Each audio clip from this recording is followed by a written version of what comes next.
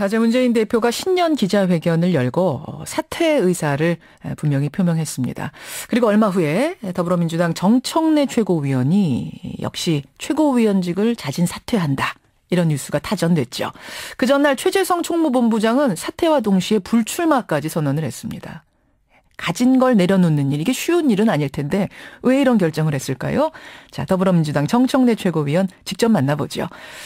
정 최고위원님 안녕하세요. 네, 안녕하세요. 정청래입니다. 아직은 최고위원으로 불러도 되는 건가요?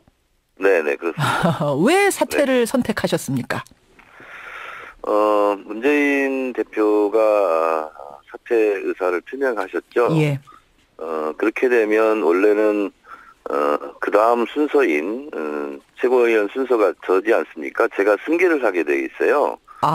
대표직을. 예. 그런데 지금 당 지도부가 전체적으로 물러가자는 마당에 좀 자칫 그냥 있으면 불필요한 오해가 있을 것 같아서 문재인 대표뿐만 아니라 우리 최고위원도 다 물러간다 하는 것을 말씀드리기 위해서 저도 곧바로 사의를 표명했습니다. 그러면은 정청래 최고위원뿐만 아니라 다른 최고위원들이 다 동의하고 이제 물러나시는 거예요? 그렇게 될 것 같고요. 그런데 이제 절차가 필요합니다. 저희 최고위원회에서 김종인 위원장으로 이제 권력을 이양하는 그런 절차가 있거든요. 예. 그래서 그 절차를 마무리하면 곧바로 그 직후에 모두 사퇴하게 될 것 같습니다. 그렇군요. 사퇴하게 될 것 같습니까? 아니면 다들 공감을 하고 계시는 겁니까? 뭐 이 부분에 대해서 뭐 토론한 건 아닌데요. 네. 지금 뭐 상황이 그럴 수밖에 없을 것 같다라는 거고요. 곧바로 아마 다 사임하지 않을까 그렇게 생각합니다. 예.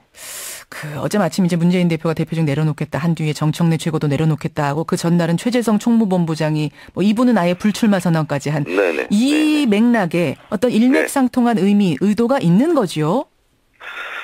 그렇습니다. 지금 당의 분열을 극복하고 통합으로 가는데 문재인 대표께서 스스로 내가 걸림돌이라면 나 스스로 비켜 서 있겠다 하고 있는 거고요.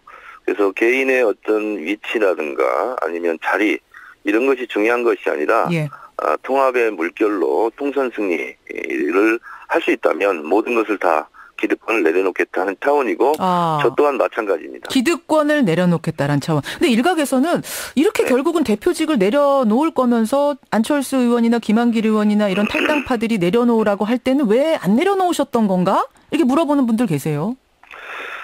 그때는 내려놓으면 실제로 개파 나눠먹기로 지도부를 구성할 가능성이 많았고 그리고 그것이 총선 승리에 결코 도움이 되지 않겠다 하는 판단을 한 것이고요. 지금은 김종인 위원장 같은 경우는 개인적으로 무슨 사심이 있겠습니까? 그래서 저희 당을 도와주겠다 하는 차원이고 총선 승리의 모든 것을 본인의 역량을 총동원해서 총선 승리에 기여하고 그다음에 본인 스스로 또한 사심이 없다는 것을 계속 밝히고 있기 때문에 저희들이 동의를 한 것입니다. 자, 그러면 문 대표가 대표직에서 내려오고 김종인 선대위 체제로 당이 정비되고 이렇게 되면은 탈당을 고민하고 있는 분들의 탈당 명분도 더 이상 없다. 사라진 거다. 이렇게 보십니까?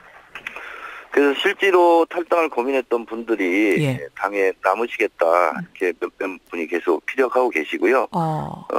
그리고 어떤 분들이 당이 많이 안정이 된 거죠 지금. 예를 들어서 그러면 탈당하느냐 마느냐 얘기가 많고 지금도 많은 박영선 의원 이렇게 되면은 탈당 안 하고 김종인 위원장이 제안했다는 그 총선 기획단장직도 받을 수 있는 어떤 조건이 된 거라고 보십니까? 그 부분에 대해서는 제가 전혀 아는 정보가 없고요. 일부 호남 의원들은 저하고 통화도 하고 제가 만류도 했는데 일단 진정 국면에 들어갔다 이렇게 보시면 될 것 같습니다. 그렇군요. 개인적으로는 어떻게 보세요? 박영선 의원이 사실은 이제 수도권에서 큰 자리를 차지하고 있는 분이기 때문에 이분이 나가느냐 안 나가느냐 굉장히 관심사였는데 이분이 총선 기획단장직 같은 거 받으셔야 될까요? 개인적으로? 저는 개별 의원에 대해서는 노코멘트 하겠고요. 중요한 것은 흐름이라고 생각하고요. 당내 분위기라고 생각합니다. 김종인 선대위원장을 영입한 이후에 어느 여론조사도 보니까 저희 더불어민주당이 많이 올라갔고 그리고 실제로 김종인 위원장에 대한 비토라든가 이런 것은 당내에 없는 걸로 제가 알고 있습니다. 아하. 김종인 전 장관, 김종인 선대위원장 뭐 이야기가 나왔으니까 조금 더 해보죠. 네네. 이분이 오신 것을 두고 지금 당내에서는 굉장히 환영하는 분위기다 말씀하셨는데 네. 어제 안철수 가친 국민의당 위원장은 네.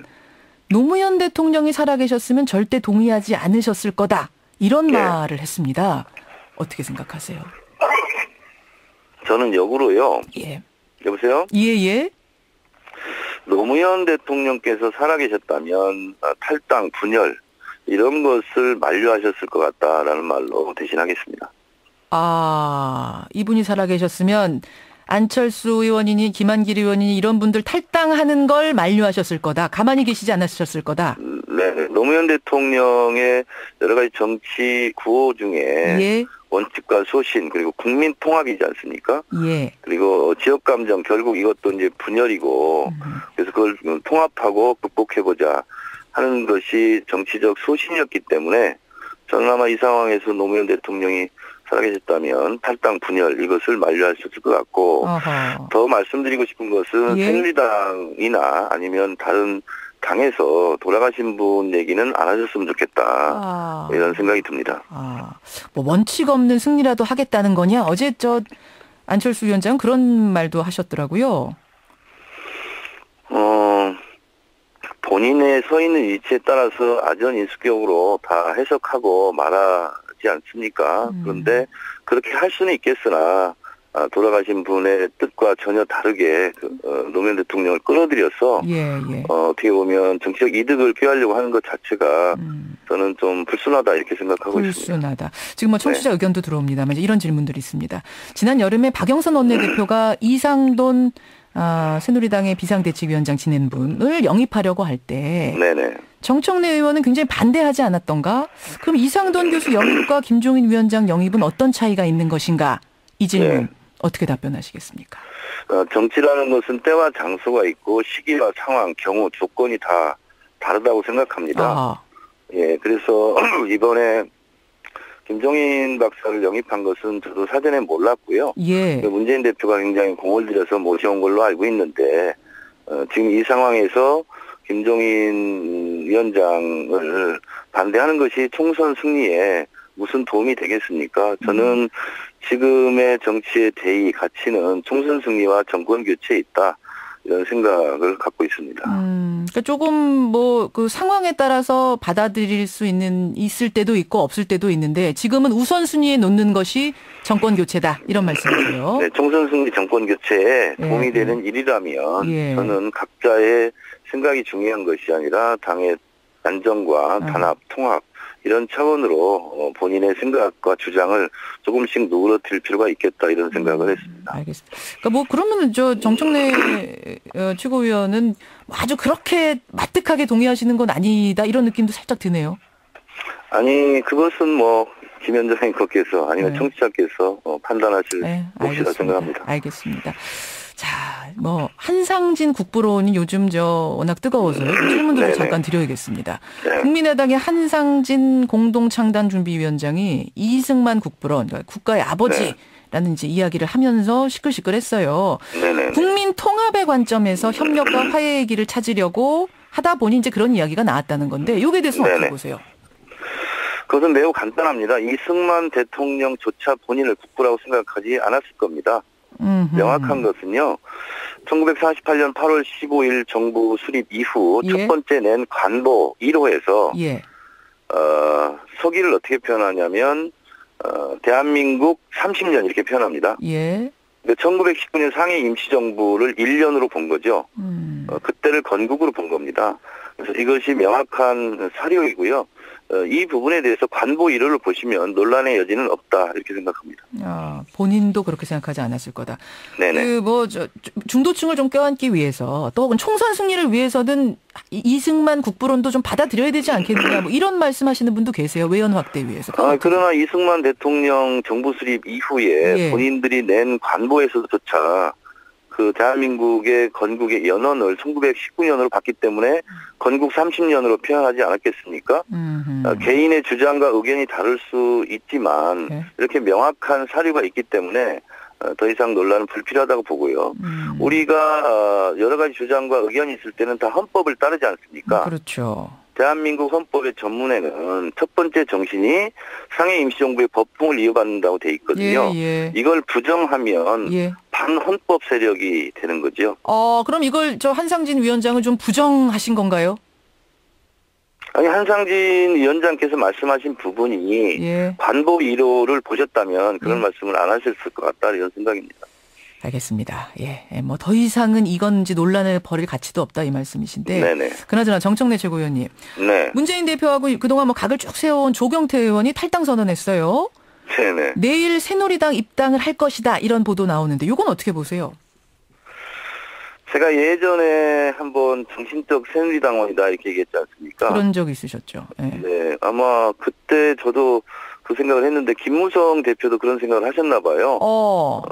새누리당에 좀 어울린다 이런 취지로 말씀하셨는데 뭐 탈당하고 새누리당 입당하는 것은 본인의 뭐 자유 선택이겠죠. 환영하십니까? 그러면 더민주에서는? 네? 더민주에서는 환영 입장입니까? 아니, 저희 당을 나갔는데 저희가 환영을 하면 환영은 아니지만 갈 곳을 찾아갔다 뭐 이런 생각이세요? 그러면? 아니, 자꾸 그렇게 말씀하시지 마시고 하여튼 우리 당에서 같이 했으면 좋았는데 어쨌든 탈당하고 새누리당에 또 입당한다 또 뉴스도 있고 한데 어쨌든 뭐 개인의 선택의 문제이고 조경태 의원도 잘 풀렸으면 좋겠습니다. 알겠습니다. 여기까지 오늘 말씀 듣도록 하죠. 고맙습니다. 네, 감사합니다. 더불어민주당 정청래 최고위원이었습니다.